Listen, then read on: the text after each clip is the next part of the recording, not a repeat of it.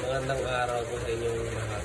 Ako po si Ivan Balmoregueño at sa video na ito, aking ipapaliwanag ang kahulugan ng compassion kung paano ito naipangpakita sa pag-aalaga sa kapwa at sa kalikasan at kung ano ang papel ng communal discernment sa paggawa ng mas mababang na mundo, lalo na sa mga ating pamantasan ang iyo.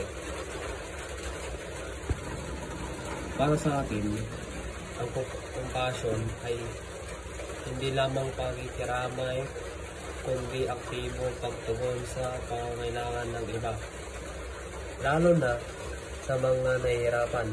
Isa itong uri ng pagmamahal na hindi makasarili.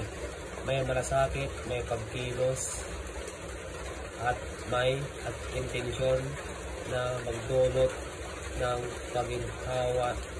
paginhawaan na sa kapwa.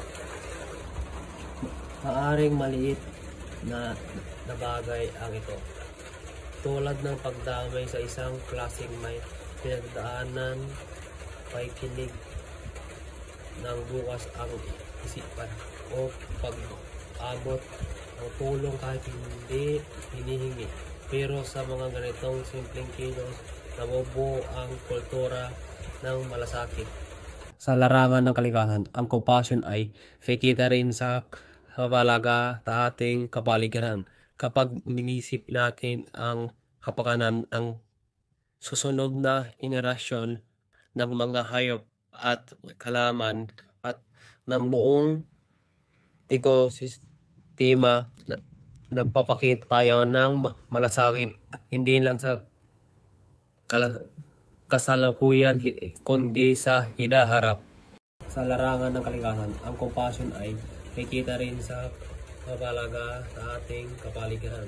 Kapag iniisip natin ang kapakanan ng susunod na henerasyon ng mga hayop at halaman at ng buong ekosistema, nagpapakita tayo ng malasakit hindi lang sa kasalukuyan kundi sa hinaharap.